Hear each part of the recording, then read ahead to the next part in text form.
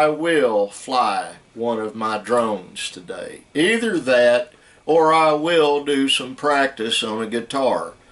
Either that or I will go inside the house and sit down and do nothing. Life's hard with so many decisions. Ah, that hurts. My son Benjamin is at his house. He came over and borrowed a 5-gallon bucket of paint, wanting to know if he could use it. And I said, I don't know that it's any good. We had severe cold this last winter a couple of times. And I'm thinking some of that paint got frozen. And if it's a water-based paint, that has a very bad effect on it. It gets these little balls of material in it where the additives in it turn into a ball, into a little bit of nothing, and it has thousands of them in the paint. You really can't mix it out of it. And I have in years past taken that kind of paint, run it through a strainer like some screen wire and used the paint, and it didn't cover very well. But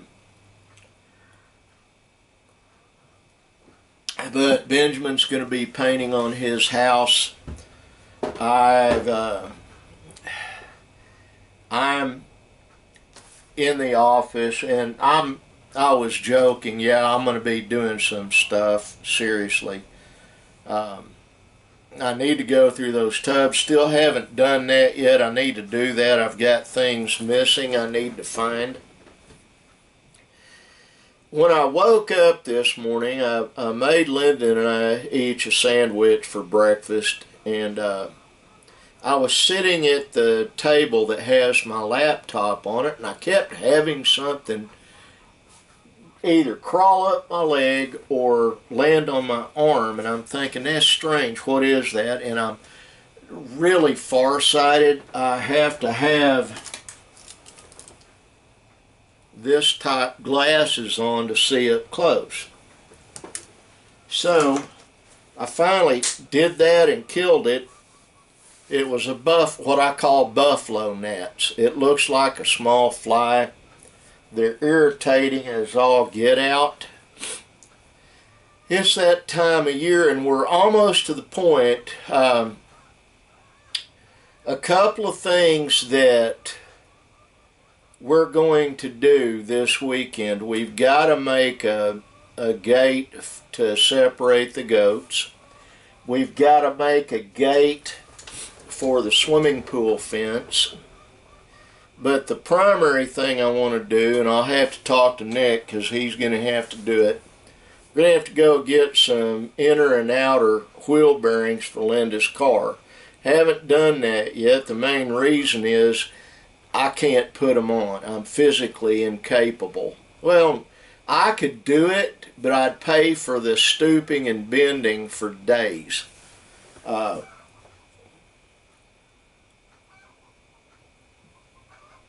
We'll get it done Saturday. And get her car completely repaired. I would like to take her and go somewhere and just do something. She and I in her car. It's fun riding around in my van. She doesn't think so. The only problem is that thing gets so much. It gets no mileage, like 10 miles, maximum 12 miles a gallon on the highway, 5 in town, and it's got heavy overload shocks on it. What that means is they're very stiff, so it bounces. It does not really have a smooth ride. The only way that truck would have a smooth ride is if I put about 800 pounds in the back of it. Then it would smooth out. It's kind of the same difference if you get a 1-ton truck or a 1.5-ton truck and it's got a flatbed and dualies on the back, and you've got these heavy, overpowering leaf springs and shocks back there because it's built to haul weight. That is my van. So it's like riding in a buckboard, riding on a buckboard, I should say.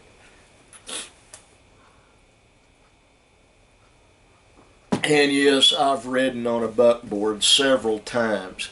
They're called that because it's an old wagon from the Old West. It would have wooden wheels on it with steel rims around the outside of the wooden wheel, steel rings.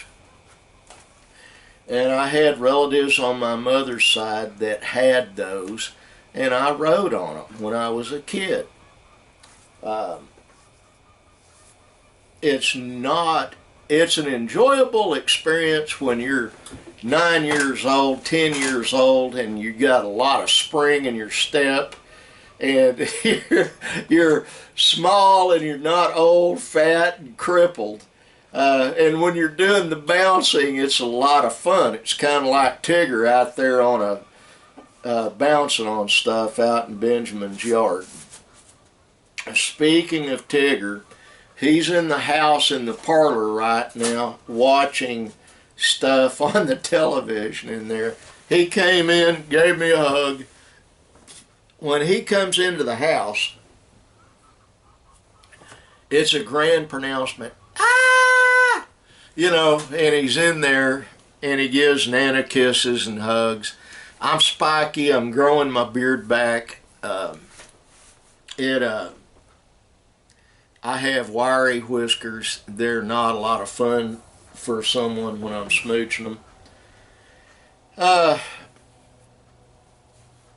Did not do a vlog yesterday.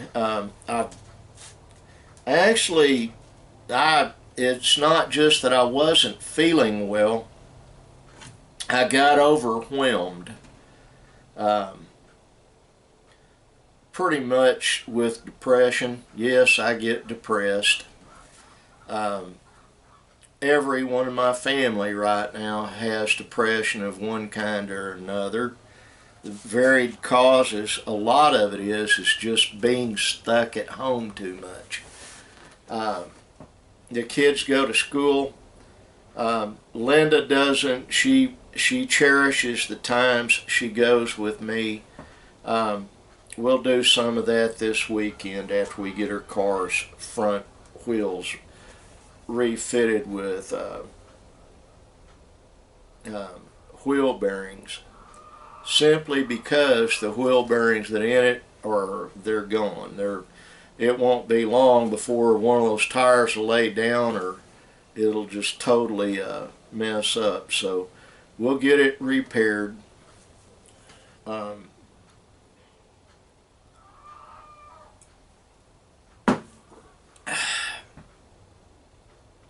When you drive older vehicles, you have to be prepared to spend money on them. I've put a young fortune into Linda's car. I've put a young fortune, really a small fortune, into my van. Nick drives an older Suburban and he pours money into it. It's just what you do, but at least nobody has car payments. That is a big plus. Right now is not the time to be going into debt, folks. And I watch different channels that a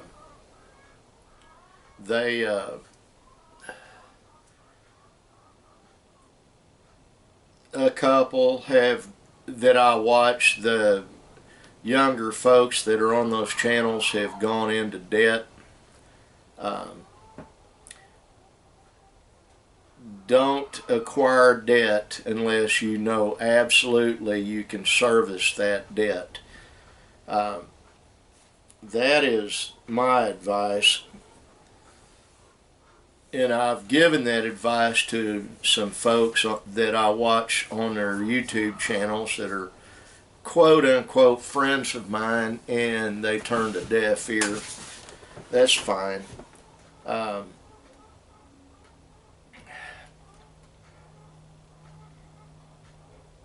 have one channel I watch that is a friend of mine. His name's Daniel Arms. He was a highway patrolman here in Oklahoma for 14 years. He's totally out of debt. He and his wife DJ have practiced some really good stewardship over what God has blessed them with, including their children. Today is Emily Arms' birthday. She turns 14. I wished her happy birthday. She is a mess, a hot mess in a lot of ways, in good ways, and she's so sweet. But, you know, there are lots of people out there right now that are hurting. Lots of people that have not had a good time of it in the last couple of years due to the pandemic and other reasons. And my thoughts and prayers go out to all of them. I've seen so many folks just squander that which they've been blessed with. And then I've seen other folks that have been a good steward. It's referred to in the Bible, you know, to increase your talents. Just read the Bible and find out where that's from. That's my best advice to you. But a lot of folks do increase their talents. Everyone is given talents, and my wife says that I've been given way too many, or not way too many, but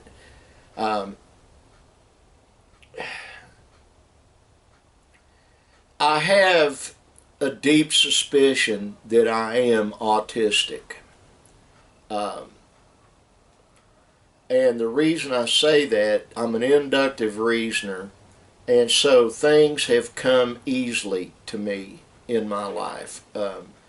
Intellectual stuff, a lot of things have come too easy to me. I didn't have to earn it. So now in my old age, I'm trying to think, what can I do to bless others with what God's given me?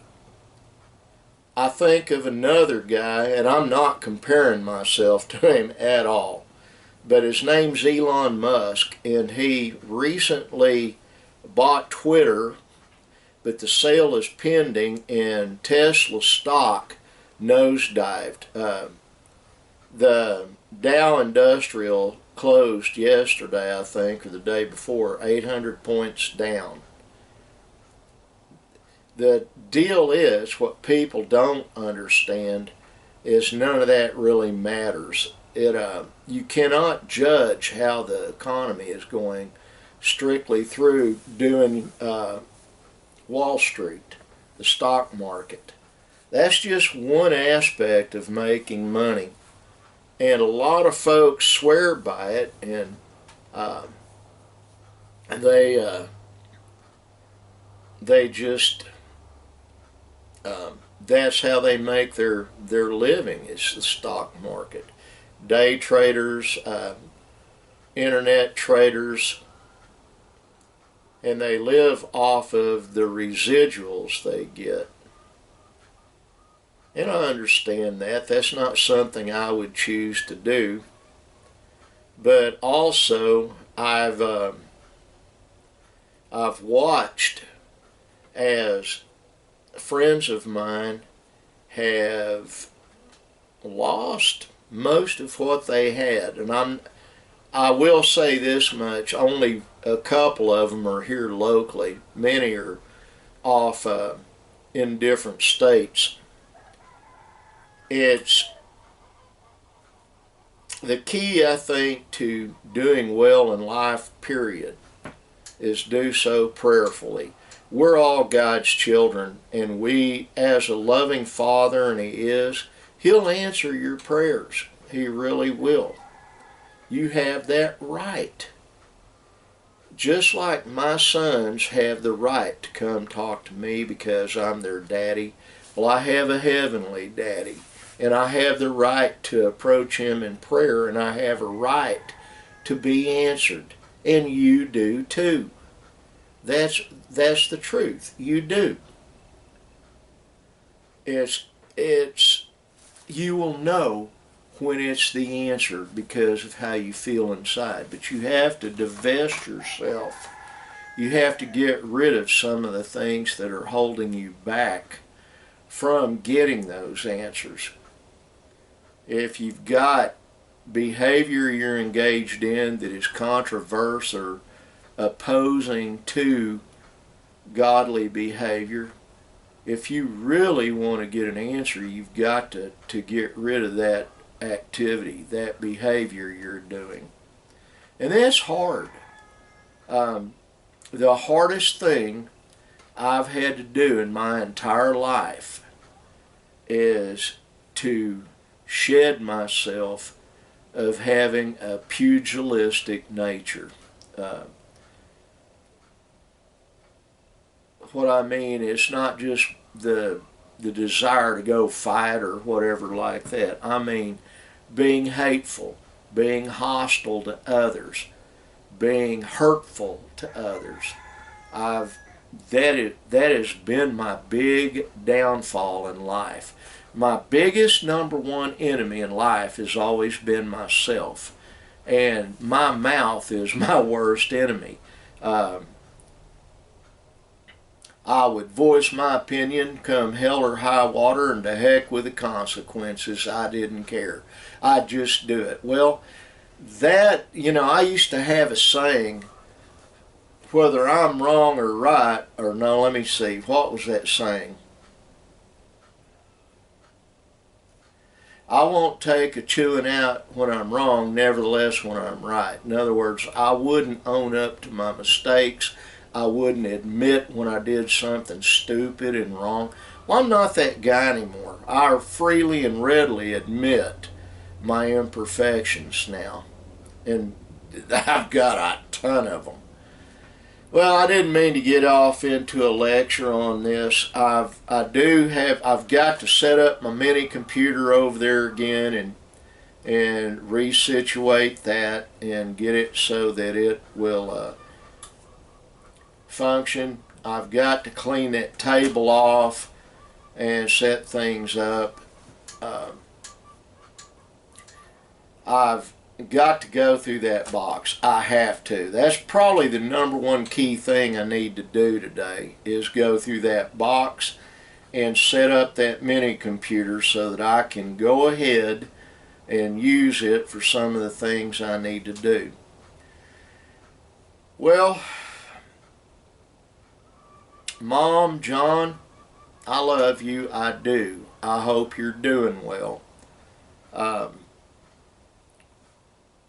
My sister Randy, I love you. I hope you're doing well. My brother Michael, I love you. I hope you're doing well.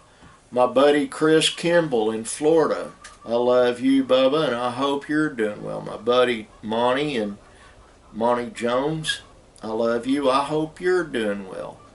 My friend Shell Dion, I love you. I hope you're doing well. I'm still praying for your mother.